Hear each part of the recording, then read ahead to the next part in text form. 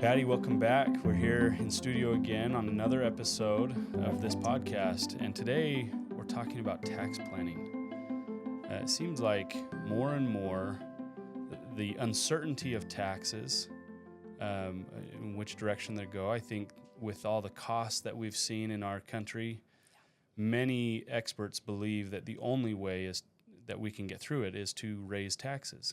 And while nobody likes taxes, there's certainly ways to plan for it, especially in retirement, where you are living off of the income that you've built a lifetime saving. So I'd like to dig into that today in this episode because it's something that you come across a lot. Yes. Right? You mentioned something to me as we were talking before this episode that when it comes to tax planning, it's really not about a product or what it is. It's more about what it does. And maybe there's some misunderstanding about different strategies or things out there that can help reduce taxes. So with that in mind and with that backdrop to this episode, tell us about tax planning and maybe some of the biggest mistakes that you see retirees making when it comes to planning for taxes in retirement. Well, James, one of the things that sets me apart as I help entrepreneurs with an issue of tax planning is I spend quite a bit of time asking questions, right? I've got to know, and I kid about it, but I say to clients, I've got to look under the hood to really see, because I've got to get a clear understanding what's important to them to be able to integrate that in the planning process. I normally don't have my entire team in the initial meeting. I want to be able to get to know my client on a more profound level. I always say to them, you've got to like me and I've got to like you to take you on, first and foremost, right? Because this is a ride that we've got to have fun and enjoy through the process, right? Once I've spent time repeating and reiterating what I'm hearing, then we get specific in terms of what their end goal is, right? If most of my clients are business entrepreneurs, and so they have to have an exit strategy. So we talk about that planning or that age that they envision hanging their gloves, right? But through that process, I'm asking a lot of questions in terms of how their assets are allocated. Do they have a tax planner, as part of their team? Do they have an estate plan? And all these things that will help them utilize solutions to minimize taxes, right? You've got to work under a team environment. So one of the advantages that I bring to the table is I do operate under a team environment where I have experts that have far more experience than myself. And when clients see that, they really see that I'm coming in to bring not just value, but I'm really embracing and implementing what they're echoing that's important. Yeah. So when you start to dive in with these clients and you've gotten the backdrop to their financial picture, if you will, where do you see the biggest pitfalls with regards to taxes in retirement? Most of my entrepreneur clients, and let's talk specifically about doctors, most folks just don't spend enough time planning, right? They're in it for the quick in and out. And so, again, advanced planning is not something that you just want to hire a transactional person, right? Because, again, I'm talking to them about when you go up the mountain, when do you think you're going to experience, the greatest risk? Yeah. Right? I'm the guy that's going to not just help them get up the mountain, but I'm going to make sure that they get down the mountain without any injuries, right? Because that's where they have the highest stress, right? No different than, when they say to me, I want to retire at 60 and I want to maintain the same lifestyle that I have today. Well, with pre-planning, we can achieve that. But we've got to test and really show them how it's done.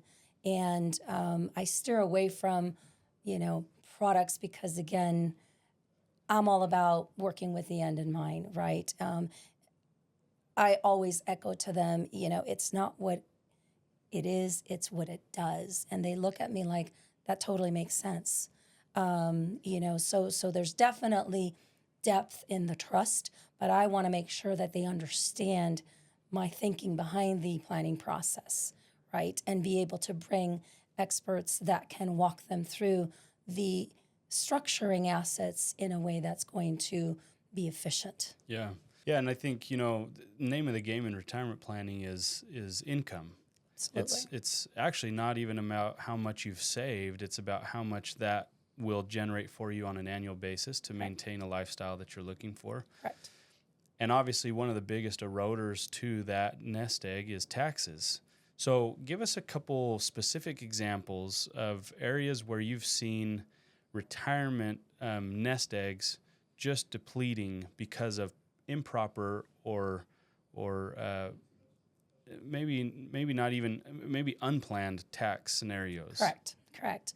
So perfect example is, most of my clients, what I have found is that they are used to being sold a one type of solution. And so, they have no idea when I bring up are you familiar with the rule of 100? And they look at me like, I have no idea what you're talking about. And so I quickly, take them through that process and start to paint the picture. If my client is in their late 50s and they are within a 5 to 10 year from retiring, I talk about you are approaching the preservation phase. They clearly understand the accumulation phase, right? That is when we are in our working years and we're hustling and we're able to take a little bit more risk.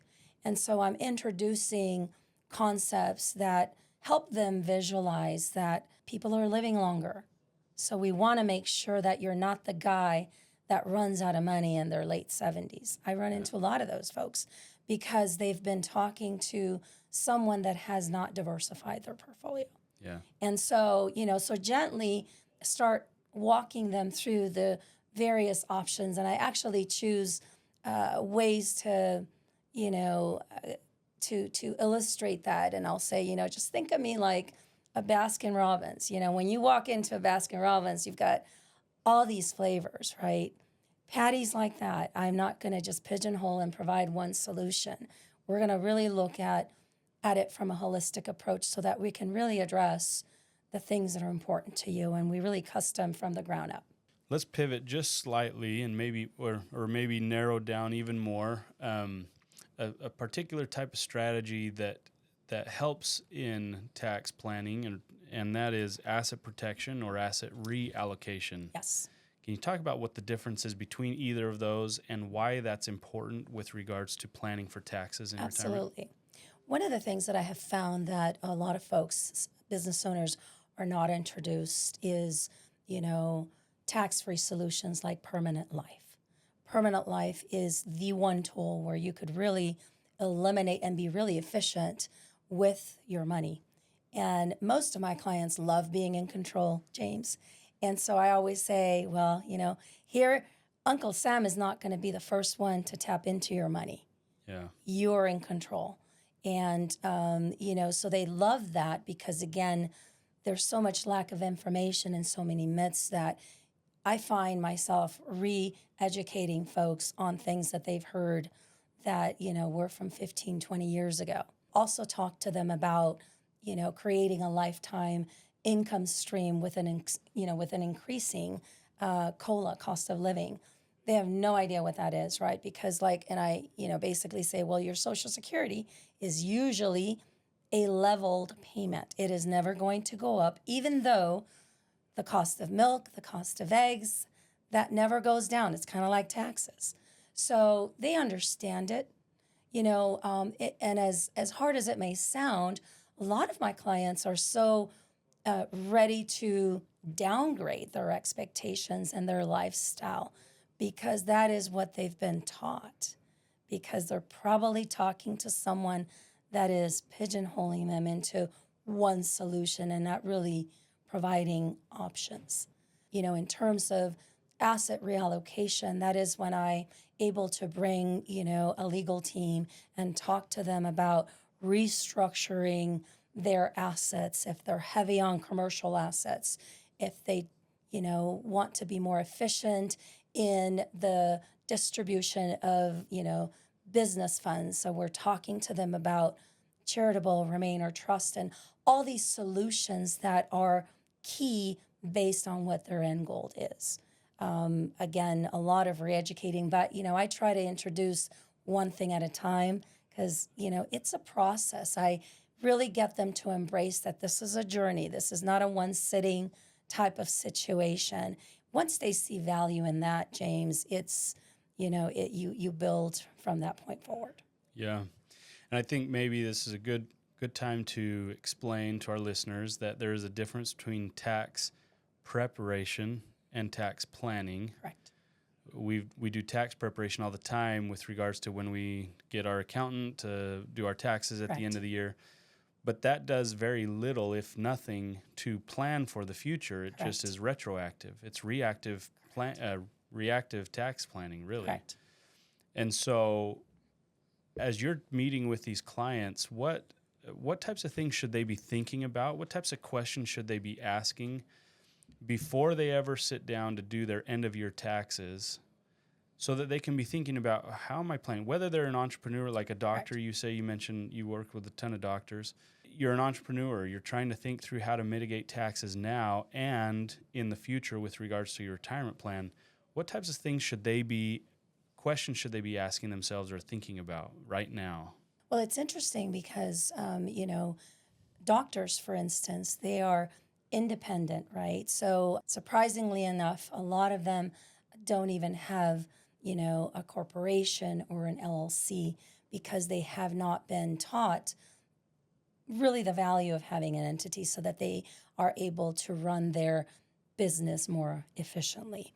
So, again, we bring that to the table so that we are showing them the why, and that usually generates a lot of questions, being able to write off their group benefits if they have employees, and really talking to them about employee retention and all these other write-offs that on the back end they will have when they do their taxes for their business. So I would definitely say, James, that the majority of the time we're talking to them about that infrastructure that they may not necessarily have in place, and identify risk management areas. HR, for instance, and small businesses are notorious for this. They usually will have an in-house HR person that is interacting with personnel, but that HR person is usually not well-versed. So that now can trigger work comp, legal consequences, and all these things that can erode at the business. And so really providing, solutions outside of the scope of retirement so that they are able to run their operations more effectively. And then as it pertains to retirement, what are some things that retirees should be thinking through and asking themselves or planning for in order to set themselves up for a tax-free retirement?